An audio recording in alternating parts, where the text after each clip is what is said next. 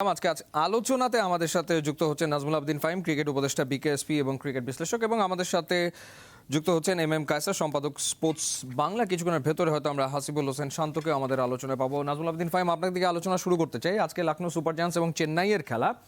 এই ম্যাচে আসলে মুখোমুখি হতে পারত শরীফুল এবং মুস্তাফিজ, কিন্তু মুস্তাফিজকে এনওসি দেওয়া হলেও শরীফুলকে আসলে এনওসি দেওয়া হয়নি বিসিবির পক্ষ থেকে। একই ঘটনা ঘটেছে তাসকিনের ক্ষেত্রে, তাসকিনকেও আসলে এনওসি দেওয়া হয়নি। কলকাতা নাইট রাইডার্স এবং পাঞ্জাব কিংস তারা আসলে তাসকিনকে এবারের আইপিএল এর দলে চাচ্ছিল। তো সেই জায়গাটা থেকে আসলে বিসিবি তারা বলছে যে তারা তাদের প্লেয়ারদেরকে, তাদের রিসোর্স, সেটা আসলে তারা প্রোটেক্ট করতে চাইছে।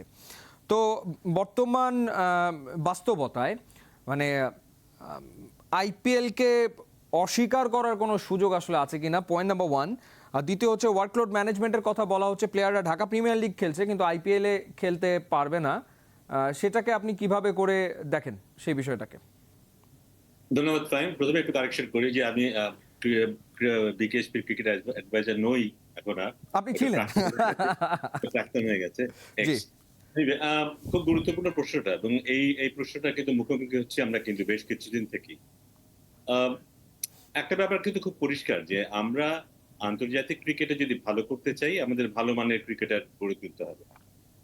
কিন্তু আমরা ঘরের মাটিতে বা দেশে যে ধরনের ক্রিকেট খেলি, সেখানে একজন খেলোয়াড় সর্বোচ্চ চেষ্টা করলেও যে পর্যায়ে পর্যন্ত যেতে পারে, সেই পর্যায়ে কিন্তু আন্তর্জাতিক ক্রিকেটকে ছোঁয়া যায়।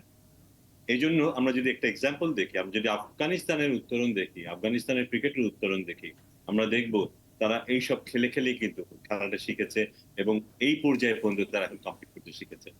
কিন্তু আমরা যেহেতু ওই সুযোগটা খুব কম পেয়েছি এবং যখন সুযোগ পেয়েছি সেই সুযোগগুলোকে কাজে লাগাইনি, সেই কারণে কিন্তু আমাদের ওই লেভেলের এক্সপোজারটা খুব কম হয়েছে এবং আন্তর্জাতিক এবং ঘরোয়া যে দূরত্বটা, ওই দূরত্ব নিয়েই আমাদেরকে সবসময় যুদ্ধ করতে হয়েছে। সো এবার আজকেও হয়তো হ্যাঁ দুজন মুখোমুখি খেলতে পারতো।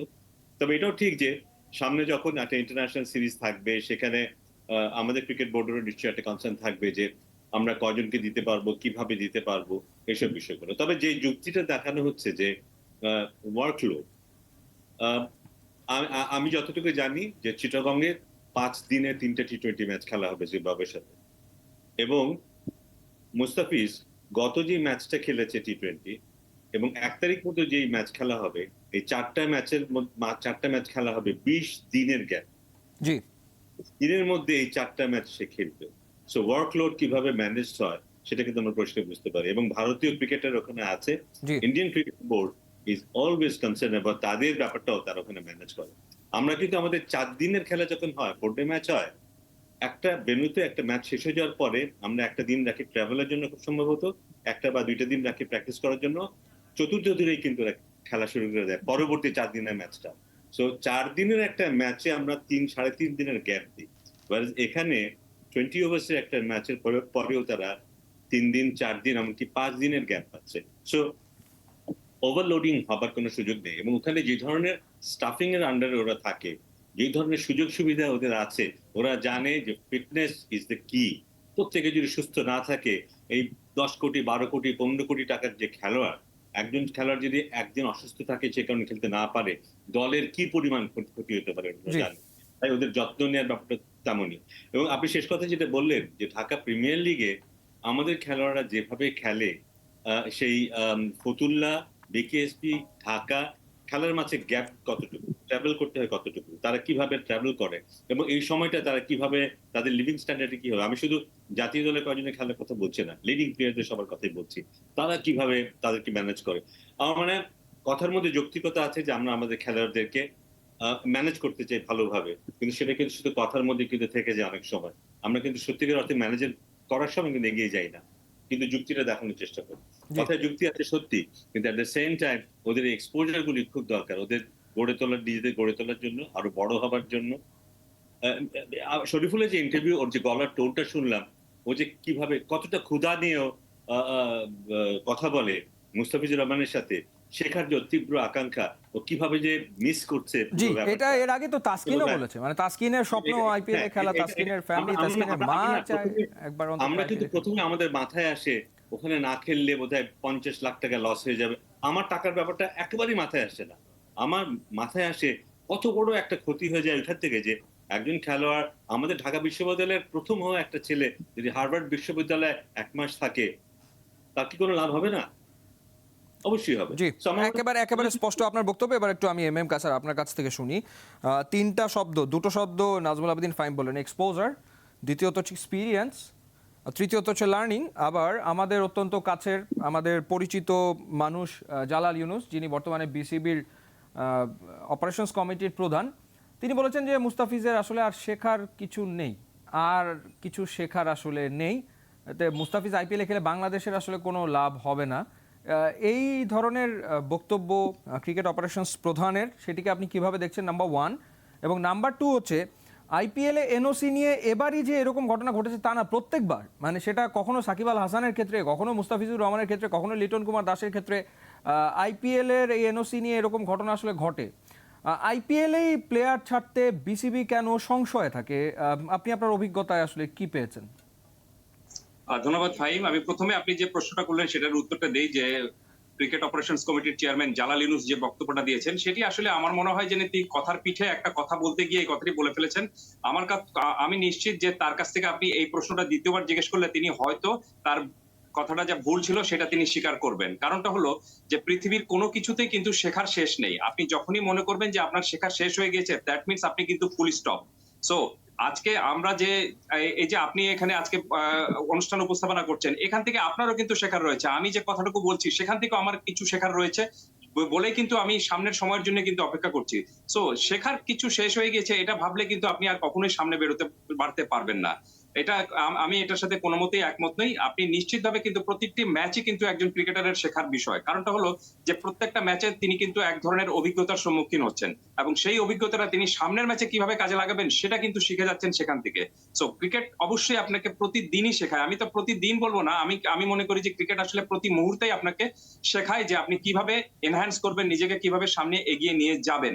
সো আমি বিষয়টা স্পষ্ট যে তিনি যে কথাটি বলেছেন যে তার আপনার মুস্তাফিজের শেখার কোনো কিছু নেই, বরঞ্চ তার কাছ থেকে আরো অনেকের শেখার কিছু রয়েছে। হতে পারে মুস্তাফিজের কাছ থেকে আরো অনেকের শেখার রয়েছে। মুস্তাফিজ কাটার কিভাবে করেন সেটা জানার জন্য তো অনেকে হয়তো অনেক এক্সপিরিয়েন্স ক্রিকেটার তার কাছ থেকেও শিখেছেন। ঠিক একই রকম ভাবে মুস্তাফিজ ম্যাচের কোন সময় কোন মুহূর্তে আপনি কিভাবে ট্যাকেল করবেন ব্যাটসম্যানকে, বা কোন বলটা কিভাবে করতে হবে যাতে রান কম আসে বা ম্যাচকে জেতাতে পারেন তিনি, সেটাও তার সঙ্গে যারা সতীর্থ রয়েছেন তাদের কাছ থেকেও তিনি আলোচনা করেন।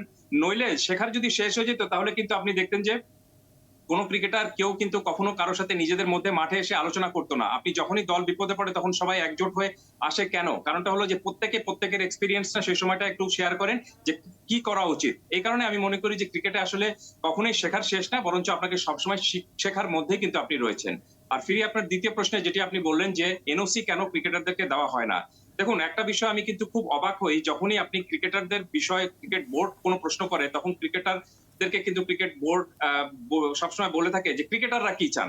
কিন্তু এক্ষেত্রে ক্রিকেটাররা কি চান সেটা এই আপনার আইপিএল খেলার ক্ষেত্রে সেই বিষয়টা কি কখনো ক্রিকেটারদের সাথে ক্রিকেট বোর্ড একদম সুনির্দিষ্টভাবে বা আলাদাভাবে কখনো আলাপ করেছে?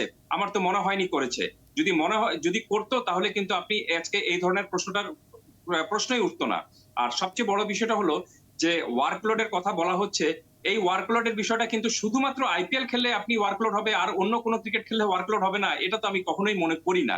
সো আমার মনে হয় যে ক্রিকেটাররা কি চান সেটা ক্রিকেট বোর্ড সংশ্লিষ্ট যদি ক্রিকেটারদের সঙ্গে কথাবার্তা বলে এই বিষয়টার একটা ফয়সলা করে, তাহলে আমার মনে হয় যে এই জটিলতার তৈরি হয় না। তাহলে দেখবেন আপনি যে সাইড টক করছেন অনেকে যে মুস্তাফিজের খেলা উচিত কি উচিত না, সেটা যেরকম ভাবে এখন ক্রিকেট বোর্ডের কর্মকর্তারা বলছেন, কোচরা বলছেন, সেটা আমার মনে হয় যে এই প্রশ্নটাই উঠতো না যদি মুস্তাফিজের কাছ থেকে এই বিষয়টা তারা একটা সুন্দর প্ল্যানে আসতেন এবং মুস্তাফিজ যদি বলতেন যে না, আমি এখানে যদি সবগুলা ম্যাচ খেললে কত, আপনি চেন্নাই যদি ফাইনালে ওঠে তাহলে আপনি সর্বোচ্চ ম্যাচ খেলবেন 14টা।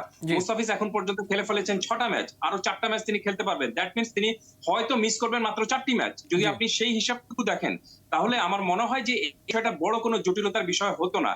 বিষয়টা হলো যে আপনাকে আগে আলোচনা করতে হবে, আপনাকে আগে কথা বলতে হবে। তাহলে দেখবেন যে আপনি সাইড থেকে আরো অনেকে কেউ আলোচনা বা টক করবে না বা কথাবার্তা বলবে না এবং একটা সুন্দর সিস্টেমে চলে আসবে। আমি শেষ করছি একটা ছোট্ট উদাহরণ দিয়ে। আপনি দেখবেন যে মুস্তাফিজকে বারবার বলা হচ্ছে যে ওয়ার্কলোডের কারণে তাকে ওখান থেকে নিয়ে আসা হবে। তো এবং এখানে আপনি যে 5টি টি20 রয়েছে সেই 5টি টি20 ম্যাচের মধ্যে হয়তো তিনি 2টি খেলবেন বা 3টি খেলবেন। ঠিক একই রকম ভাবে তাকে যদি মুস্তাফিজ চলেও আসেন এখানে, তাহলে আপনি দেখবেন যে তার হয়তো ওয়ার্কলোডটা একটু কমবে, কিন্তু যে তার যদি ওখানে তিনি না খেলেন, তাহলে যে মনটা তার খারাপ হবে, অথবা তিনি যেরকম ভাবে একটু মানে নিজের মনের ইচ্ছার বিরুদ্ধে আসবেন, সেটারও কিন্তু অনেক বড় একটা বিষয় রয়েছে। সো এই কারণে আমি সবসময় একটা জিনিস বিশ্বাস করি যে আপনাকে যে কোনো সমস্যা হলে আপনাকে মাস্ট কনসার্ন পিপুলের সঙ্গে আলোচনায় আসতে হবে।